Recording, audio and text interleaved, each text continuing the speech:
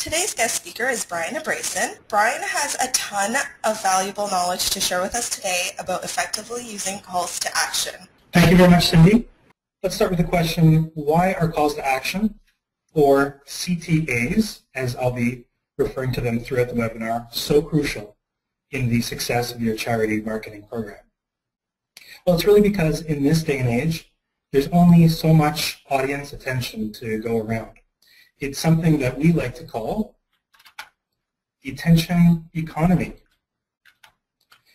Everything online today and offline is all distraction. Ooh, I got an email. It really only takes one click if you're marketing online to lose somebody forever, so you have to be able to hold that attention through the process of your campaign. Everyone else is competing for that attention and for the click that you're really trying to earn with your call to action. So publishers, businesses, nonprofits, bloggers, you name it, they're all competing for that same attention. So you guys, the nonprofits, you need to learn how to survive in this attention economy, because you're competing not just with the other charities, but you're competing with the rest of the marketing landscape. This meme pretty much wraps up or summarizes why some calls to action just don't raise that capital. They just don't get the attention that you're looking for. Not sure if there's no visitors or the CTA is just plain boring. Here are some common examples of CTAs that you're going to see around that you see probably on a daily basis. I'm going to talk about the characteristics and the properties of calls to actions like these, and really what makes something more successful and earn that click, because that's the bottom line, earning the click with the call to action to move on to the next step. So what must you do? A call to action must lead them by the hand. So you have to grab their attention. We're going to get into that a little bit later. You have to grab it visually. And once you grab that attention, that call to action has to direct the attention to where you want it to go. And show them the way. Let them know what to do next. Let them know what to expect after you get that click. So your goal, and I've said it already, get the click. That's all you're selling with the call to action. Get them to click and expect what's coming next. So what is a call to action supposed to do? What's it supposed to be used for? Its main purpose is to drive traffic to a specific landing page that goes with that call to action. This landing page is where the data that you want is essentially collected. So it could be a donation form, a download form, a quote request form, what have you. It's really supposed to be the last destination of that particular campaign or that flow. Remember, don't put any more calls to action on this page. Don't take them away from it. They have landed where you wanted to direct them. So the conversion is supposed to happen here. Let's take a look at what makes an effective call to action. You're asking, isn't it just a button? No! A lot of studies have shown that single changes in buttons can drastically improve conversions. We'll get into that a little bit later. A button really sounds like a simple decision, but there are quite a number of variables to consider when trying to design that call to action, such as how big should the button be, what color should I use, what should the text of the button read. All of these things we're going to show some examples a bit later. Here are your 8 simple tips for effective calls to action. If you don't take away anything else from this webinar, take this away. So number 1, make it clear. Your call to action should clearly describe what the offer is. It's really a best practice to make your call to action specific, revealing some details that will encourage visitors to take action. So you want it to be compelling and enticing. Number 2, make it obvious on the page. Because if your CTA blends in with the rest of your page, you won't get much traffic to your landing page at all. So you should really make it contrast with your website's color scheme so that it stands out on the page. Make it actionable.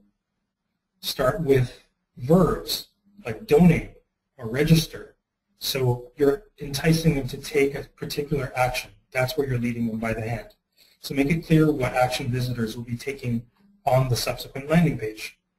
Your button text should really tell people what to expect. Make sure that it's contextual and relevant. So when we say contextual, it's going to be placed on a particular page. So if that page is not just dedicated to that call to action, if it is on the side, it should fit in with the content of that particular page and be relevant to where they are in their cycle. And we're going to get into cycles a little bit more. So the call to action should match information on the page where it's located.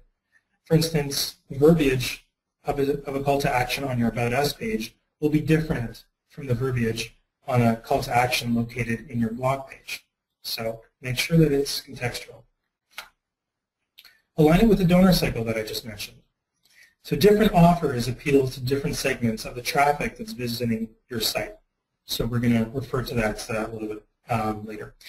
To capture the maximum amount of traffic hitting your website, it's recommended to have at least 3 calls to action on your homepage. One for early, one for mid, and one for people late in the donor cycle that you have. Align it with your landing page. So align it with the page that you're bringing them to. The more consistent you can keep your calls to action and landing pages together, the higher your conversion rate will be. If the language that you use on that landing page is too different from the call to action, it might confuse your visitors and result in them leaving the page. And that is when you've lost the attention economy game. Make sure to always test. This is one of the most straightforward aspects that you can test. You can test it much easier online than offline, but it's possible to do it offline as well. The key to testing is to see what resonates with your particular audience. Every audience is a little bit different. And finally, optimize that landing page. So let's say you have a fantastic call to action, you successfully earned that click, and you've gotten them onto that page. So in order to successfully convert the traffic into the lead or to the donation or what you're trying to get out of that campaign, you should optimize those landing pages. So that's along the same lines as testing your call to action, experimenting with different page layouts, images, form length, just to name a few things. What are the pillars of a good call to action? What really supports it? Quite simply, the size. It cannot be too large. It cannot be too small. That's where testing comes in. This is something that you need to see for every call to action, what will work on that page for your audience. As we mentioned before, the color and the contrast. If your color scheme is blue, and the only element that you have on the page that's orange is your call to action, naturally the eye will flow there. Location and position. These are two different things. Location is where on your website or where in your marketing assets are you going to be putting that call to action? What pages? Position is where you place it on that particular page. Relevance and urgency. So we already covered relevance in that last list that we gave you. Urgency is something that will entice them to take action now, as opposed to saying, I can really click on this anytime. The copy and the clarity. We touched on clarity a little bit earlier, where you need to be expressing exactly what's going to be happening, what you want your customers or your donors to do. And the copy on that page will help you get there, and that's another element that you could be testing, different copy for every call to action. Quantity. How many calls to action are there on the page? How many calls to action are there through your site or through your marketing materials? We'll touch on that a little bit more later.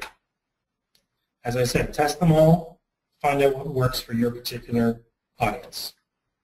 Here are the 4 questions that you want to answer when you are constructing your calls to action.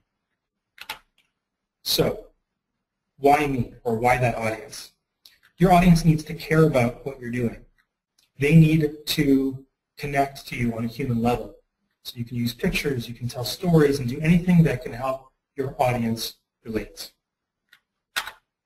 Why now? So the more specific you can be with how much you need and when you need it, by the more credible, compelling, and worthy, when you need it by, the more credible, compelling, and worthy you're going to seem. So as mentioned, create that sense of urgency and immediacy. What for? You need to show what specific and tangible result will come from that donation. So for the donor and for your programs. People give because they want to do something good, so giving assurances that good things will happen due to their donation will help your cause. Who says? The messenger, in this case you, is often as important as the actual message. So you have to make sure that you're using trustworthy messengers, people you've actually helped, or donors instead of just you. So while you are the one carrying the message, the vehicles or the media that you are using to disseminate that message is very important. Who it's coming from gives you that credibility. Where should the calls to action go? So as we mentioned before, location and placement are very much key. You should be testing for the optimal placement on the page, whether it's up high, whether it's below text, whether it appears on a couple of different places. And feature them in key areas across your website. But make sure that it's contextual and relevant to the pages that you are deciding to put those particular calls to action. We're going to see some visual examples of this a bit later. So, if this is going on your website, relevance is everything. If their call to action does not connect to the reason that the person's on that page, it's going to be ignored, just like a banner ad is completely irrelevant. Align your calls to action with the content of each page, as well as the visitor's likely stage of the sales or donor cycle. So for example, if your visitor is on a How You Can Help page, they're probably further along in the giving process and likely more interested in selecting a method than they would be if they were visiting your About Us page. So make sure that it really connects to where it's sitting. Placing it inside your content. So if you're using content marketing and you have white papers and you have webinars like these, you can try to put your calls to action inside of those. And don't stop nurturing the potential constituents who, let's say, have already downloaded your white paper or watched this webinar. That's not the end of the road. So continue making content marketing efforts with those embedded calls to action if your prospects are in the middle of your funnel. You can put them in your presentations. If you speak at industry conferences and events, it's possible that that place will allow you to include or embed that call to action directly inside your presentation. A very popular way of doing that is these 2D or QR codes that are scannable with smartphones that can be taken right off of a projected screen by your audience, and they can go to that page on their smartphone right away. If you don't have that, you'd be using very easy vanity URLs or a very easy to remember slash off of your domain that people can take note of and visit later. In that link, you should be referring that audience to a dedicated landing page that gives them further information about your company or what it is, the action you want them to take. Take that presentation and archive them on a sharing platform like slideshare.com so you can get more mileage out of that particular content that you presented at the conference. You can feature the calls to action in your blog. So somewhere within every blog post, you should place a call to action that will encourage people to do the following. You can download some content. You can follow your company on social media. So we've all seen the social calls to action that don't necessarily have text, but they have the iconic logos for the various social networks. RSS, put the blog in your RSS indicator or your RSS reader. And really invite them to subscribe to your newsletter or a blog digest. When we showed the buttons that were typical calls to action earlier, one of them was a big subscribe button, and we just see everywhere. Placing them in your emails. So email marketing happens to be my specialty. One of the great things about email is that it's really normal for it to look like a landing page in which you're only providing one link or one call to action in the entire email. Unlike a web page where it can be challenging to get away from your navigational structure and all of the other distractions on the page. The goal of the email is to get a click, which I'm sure by this point sounds familiar to you. Chances are good that if you have one call to action on your page, it's the one that they see, it's going to be the one that they click on. So the goal of this is to get that click to the landing page. Also with emails, consider using the call to action right in the subject line. Of course, this will be a text call to action. There's nothing saying that calls to action just have to be buttons. Something that will entice them to actually open that email, because that could be the first step of the flow to get them into the landing page. So something that encourages them to open that email. If you feature videos in your marketing mix, you can include a call to action directly inside the videos you produce, whether it is something that appears in the actual graphics of video, or if it's a clickable overlay at the end of your video, use those. One of the benefits is that if someone embeds your video onto their site and others view it outside the context of that video site, that call to action will remain intact inside that video and not on the video sharing site. Another good tip here is to include a call to action in your video's description when you're uploading it to the video sharing site. It's another place where they can follow that link. Here's a visual example of how you can include a call to action overlay right on your video. Sorry, it's a little bit fuzzy. What other places can you include calls to action? If you do paid media, make sure to put it there so you can link them back to your property. In your email signature, so this is something that you can get your organization, the employees of your organization to do. You can also get constituents to do that if they're a big fan of your organization. And naturally on social media, having these calls to action that brings them back to a landing page is very much key in these high visibility areas. Make sure to feature any upcoming campaigns if we're going to talk about the content of these calls to action. So a non-donation related call to action, if you're only thinking how do I make more money with my calls to action, that does not just mean donate now buttons. So really create calls to action related to your upcoming campaigns, such as your events and your contests. That could flow later into the action that you want to earn. If your annual conference is coming up in a few months, drive traffic to that registration page from the other assets that we mentioned earlier. You might be wondering, will improving my call to action equal more money? Is that the only part of the game? Not really. You have to keep in mind that the call to action is a part of a flow. It might be the first click that your campaign attracts, but if your landing page misses the mark, you're going to lose your audience. So what I've included here is just a very simple flow for attracting a prospect, putting the call to action in front of them, having them click on that call to action, and ending up on that landing page. If the call to action is ineffective, they're going to stop at step number 2.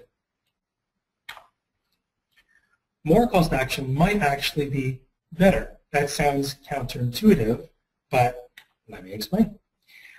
Maintaining a mix of calls to action that spans across the different stages of your online donation cycle puts more calls to action in front of them. That does not mean stuff your page with calls to action. That means make them available in more places.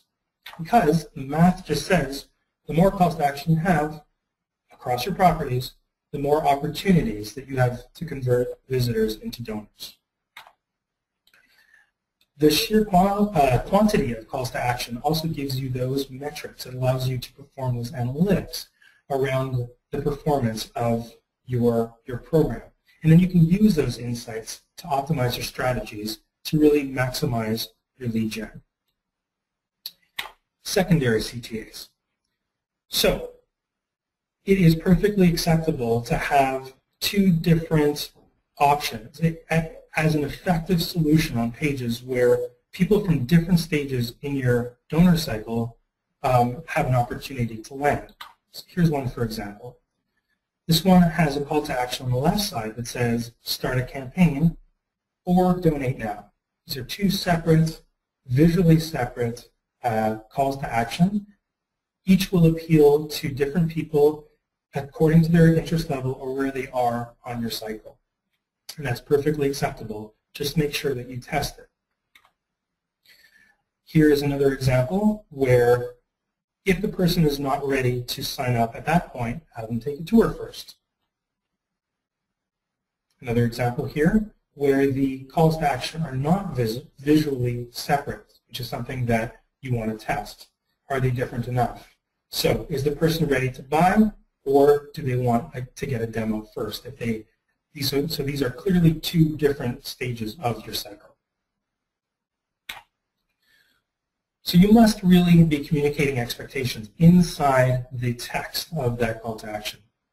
So you should really be trying to use supporting text to let them know what to expect next. So here's an example where the call to action is get started, but what can I expect after I actually click on it? Oh, it only takes 20 seconds. That doesn't really sound like a very big commitment to me. So you have removed the anxiety from the person to click on that particular button. Here's another one that adds a little bit more information where, okay, the call to action here is view the plans that they have, and then on that landing page, sign up as well. So both things are going to be presented on the next page. And to entice you even further, to make you even more interested, a 30-day free trial is actually included. So you don't have to worry about paying anything off the bat. That is really getting the person to ask, well, why not? I might as well give it a try. So what are some of the ways to know if your program is actually working? Like any marketing program, you need to measure it.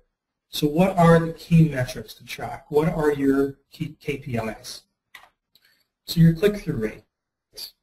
This is something that can be seen in email marketing. This is something that can be seen on the calls to action wherever you actually place them. So that's just how many people are clicking through out of the visitors to that page or out of the people who are opening or receiving your email. Click to submission. This widens it up a little bit. So it's that same click, but how many went to the landing page and actually submitted the information that you were asking for.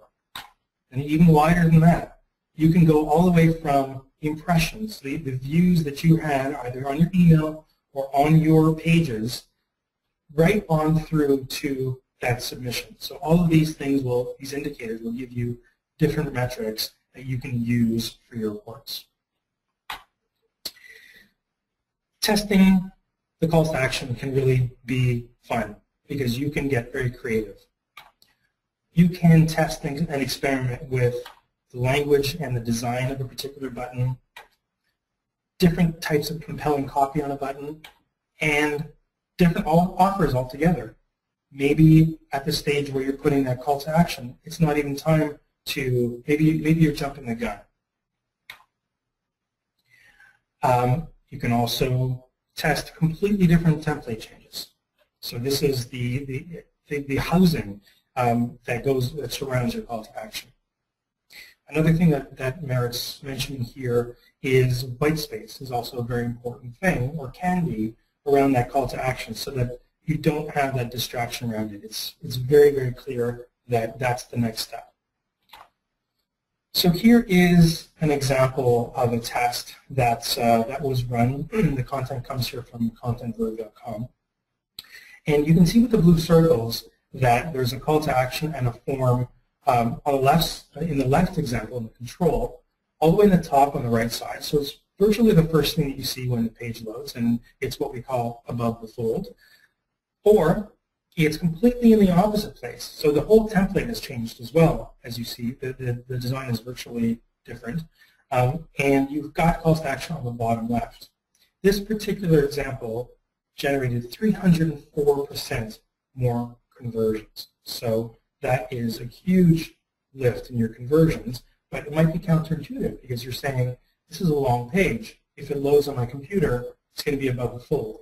The thing is that this succeeded because by the time your audience got to the bottom of the page, they've absorbed the arguments, they've absorbed what you've communicated with them at the top of the page. So now they're ready to say, why not? I'm going to give this a try. Here's another example, as we were mentioning earlier. Play with the content of the page. Of the call to action. Play with what the expectations that you're setting for them. So here on the left side, it's just create my account. On the right side, it's create the account and get started. So it's really an action verb to get people excited to get going. And they know that it's a little bit more immediate. They can get started right away than having the first step of creating an account and then what comes next, it's a question mark. This one had a 31% increase, the treatment over the control. Let's just get into some great examples generally of charity-based calls to action. So in this particular example, this is really attention grabbing right here. Now the call to action itself, you'll notice, is not the thing that's attention grabbing. It's actually not that contrasting with the rest of the colors in this page. But the headline here is the thing that's attracting you to the funnel, if you will, to get to that call to action. There's only one place to click as well. So it really brings you in with curiosity. Now let's read the call to action where it says, start saving lives. That's really compelling. It doesn't say sign up now, it doesn't say register, it doesn't say donate. It actually inspires curiosity to see how am I going to save lives. Very interesting. This one comes from Malaria No More. The next one comes from Invisible Children. I apologize if this one's a little bit fuzzy. Here we have multiple calls to action for people on different points of their donor cycle. Excuse me. Are they really ready to give a one-time gift? Do they want to do a monthly gift? Or do they want to do something completely different and provide a scholarship? Very, very clear. Network for Good has this banner ad that actually has a call to action inside. It's quite remarkable how many banner ads are out there that don't have something clickable on. It's so important to show that that banner is supposed to be clicked on, so why not put a button, even if it's not a real button, because the entire banner is clickable, put a button in there to show them what to do next. If you look going forward at banner ads, I would be willing to bet that more than half of them don't actually have a call to action in them. Here's another one. Couldn't be more straightforward than that. Another very interesting example is that they have this charity has actually combined the landing page with the call to action. So instead of having people go to a landing page and fill things out, this is actually part of the page. You can enter in your donation right here on the home page. So it's taking out a click, and it is shortening that funnel, meaning that you're going to lose less people along the way. Another very interesting, very creative version of a form. This is really more of a landing page than anything else, but it's worth calling out because we're talking about optimizing the landing page. So I don't know if you've ever seen a form like this before, but instead of the traditional top to bottom, one field per line, this is more of a paragraph where you are filling out a story and you are declaring that you believe in what this particular charity has to say. Well, that's all I've got to say for today. Please follow me on Twitter. Later on, I'm going to be posting some links that have some valuable resources, one of which will be a resource that allows you to download or generate your own call to action for free. Very, very straightforward, as well as some of my favorite resources that I found in doing my research for this webinar. Thank you very much.